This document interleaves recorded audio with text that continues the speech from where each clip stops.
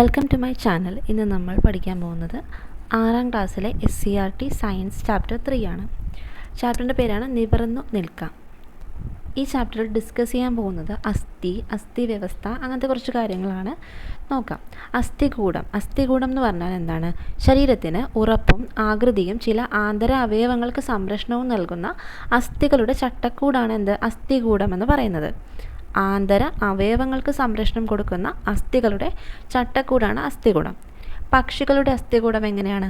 പക്ഷികളുടെ അസ്ഥിയിൽ വായു അറകളുണ്ട്. അതിനാൽ മറ്റു ജീവികളെ അപേക്ഷിച്ച് പക്ഷികളുടെ അസ്ഥികൂടത്തിന് ഭാരം കുറവാണ്. ഇത് പക്ഷികൾക്ക് പറക്കുന്നതിനുള്ളൊരു അനുകൂല ഘടകമാണ്. മനുഷ്യ അസ്ഥികൂടത്തിൻ്റെ ഒരു ചിത്രം കൊടുത്തിട്ടുണ്ട്. തലയോട്, നട്ടെല്ല്, വാരിയെല്ല്, മാറെല്ല്, കൈകാലുകളിലെ അസ്ഥികൾ, ഇടുപ്പെല്ല് എന്നിവയെല്ലാം ചേർന്നതാണ് മനുഷ്യൻ്റെ അസ്ഥികൂടം എന്ന് പറയുന്നത്. അപ്പോൾ ഇവിടെ തലയോടിൽ കീഴ്ത്താടിയെല്ല് മാർക്ക് ചെയ്ത് കൊടുത്തിട്ടുണ്ട്.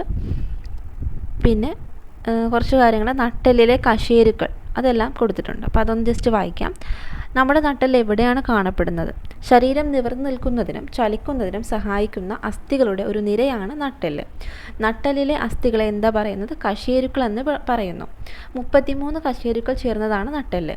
ഈ കശേരുക്കൾ എത്ര ക്രമമായിട്ടാണ് വിന്യസിച്ചിരിക്കുന്നത് എന്ന് ചിത്രം നിരീക്ഷിച്ച് മനസ്സിലാക്കൂ. നാഡീവ്യൂഹത്തിൻ്റെ പ്രധാന ഭാഗമായ സുഷുമ്നാ നാഡി കടന്നു പോകുന്നത് നട്ടെല്ലിനുള്ളിലൂടെയാണ്.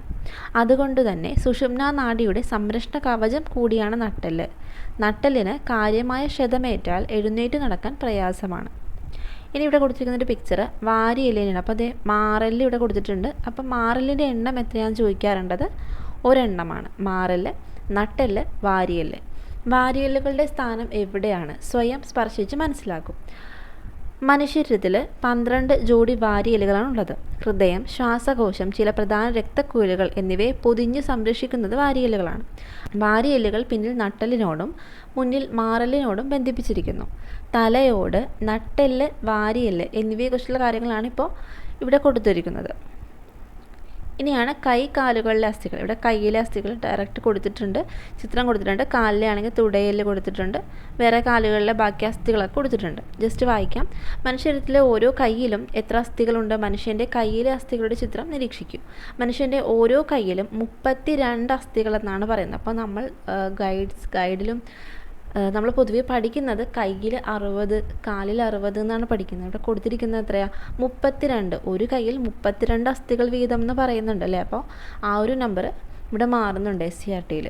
2 കാലിൽ നിൽക്കുവാനുള്ള കഴിവ് മനുഷ്യനുണ്ട്. കൈകളിലെ അസ്ഥികളെ അപേക്ഷിച്ച് കാലിലെ അസ്ഥികൾ കൂടുതൽ ബലമുള്ളവയാണ്. ഇതിൽ ഒരു കാലിൽ 31 അസ്ഥികൾ എന്ന് പറയുന്നു. അപ്പോൾ ഇതൊക്കെ പുതിയ നമ്പേഴ്സാണ്. അതായത് 32 അസ്ഥികൾ ഒരു കയ്യിലുണ്ട് എങ്കിൽ കാലിൽ എത്ര അസ്ഥികളുണ്ട്? 31 കൊടുത്തിരിക്കുന്നത്. മനുഷ്യരിലെ ഏറ്റവും നീളം കൂടിയ അസ്ഥി ഏതാണെന്ന് ചോദിച്ചാൽ നമുക്കറിയാമല്ലോ, തുടയെല്ലാണ് നീളം കൂടിയത്. ജനന സമയത്ത് നമ്മുടെ ശരീരത്തിൽ ഏകദേശം 300 അസ്ഥികൾ ഉണ്ടാകും. പ്രായപൂർത്തിയാകുന്നതോടെ ഇതിൽ പലതും യോജിച്ച് 206 കുറയുന്നു. മനുഷ്യരത്തിൻ്റെ ഓരോ ഭാഗത്തും കാണുന്ന അസ്ഥിയുടെ എണ്ണം പട്ടികപ്പെടുത്തുക. ഇവിടെ ഒരു കോളം കൊടുത്തിട്ടുണ്ട്. നട്ടെല്ലിൽ 33 അസ്ഥികളെന്നാണ് കൊടുത്തിരിക്കുന്നത് അല്ലേ. നട്ടെല്ലിൽ 33 എന്നാണ് കൊടുത്തിരിക്കുന്നത്. നട്ടെല്ലിൽ നമ്മൾ പറഞ്ഞു 33 കശേരുക്കൾ ചേർന്നാണ് നട്ടെല്ല്. അപ്പോൾ നട്ടെല്ലിൽ 33 അസ്ഥികൾ. മാറെല്ല് ഒന്നാണ്. 2 കൈയിലും എത്രയാണ്? 32. ഒരു കൈയിൽ 32, അപ്പോൾ 64.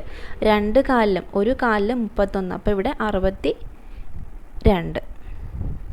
വാരിയെല്ല് 24. അങ്ങനെ ഒരു കണക്കുണ്ട്. തരുണാസ്ഥികൾ എന്താണെന്ന് നോക്കാം. നമ്മുടെ ചെവി, മൂക്ക് എന്നീ ഭാഗങ്ങൾ പരിശോധിക്കൂ. ഇവയ്ക്ക് കൈകാലുകളിലെ അസ്ഥികളെ പോലെ ബലം തോന്നുന്നുണ്ടോ? ഇവ പിടിച്ച് വളയ്ക്കാൻ സാധിക്കുന്നില്ലേ? എന്തുകൊണ്ടായിരിക്കും ഇങ്ങനെ സാധിക്കുന്നത്? അപ്പോൾ അസ്ഥികളെ പോലെ തന്നെ ശരീരത്തിന് താങ്ങും ബലവും നൽകുന്ന വളരെയധികം വഴക്കമുള്ള ഭാഗങ്ങളാണ് തരുണാസ്ഥികൾ. ഇവ എല്ലുകളേക്കാൾ മൃദുവാണ്.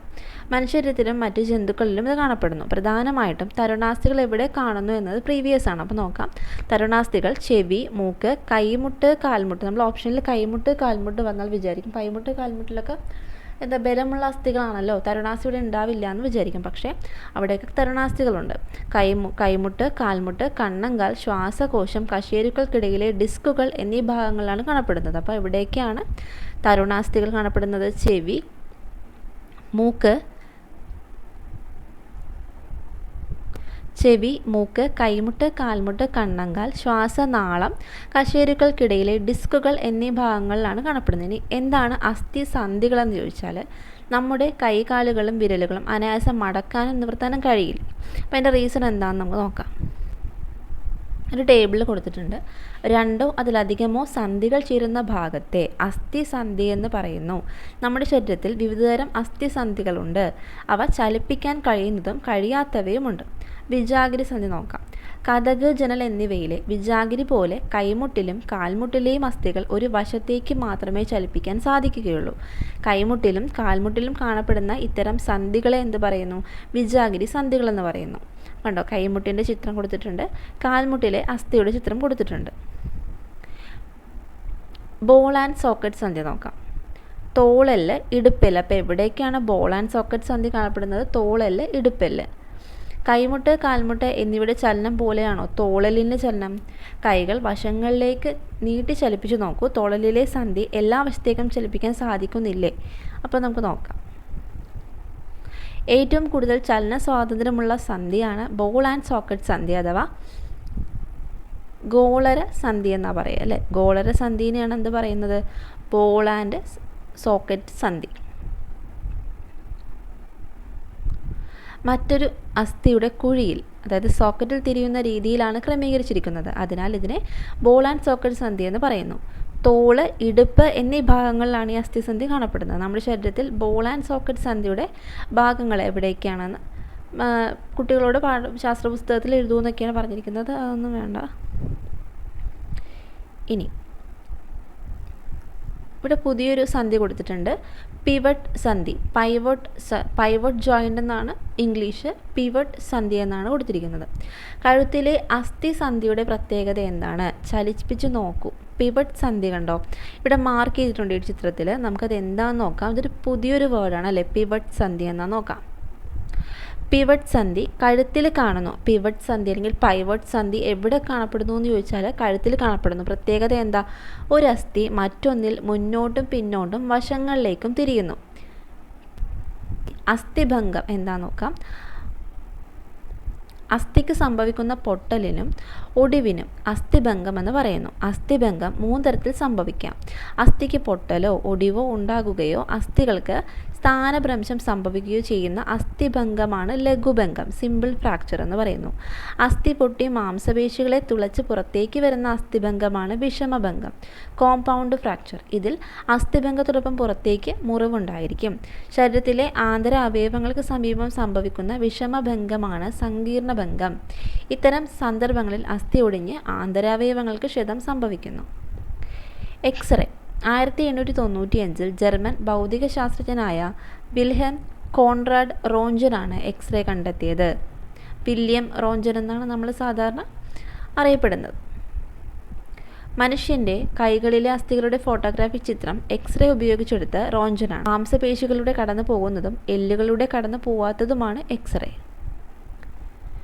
പ്രഥമ ശുശ്രൂഷയെക്കുറിച്ച് കുറച്ച് കാര്യങ്ങൾ പറഞ്ഞിട്ടുണ്ട്.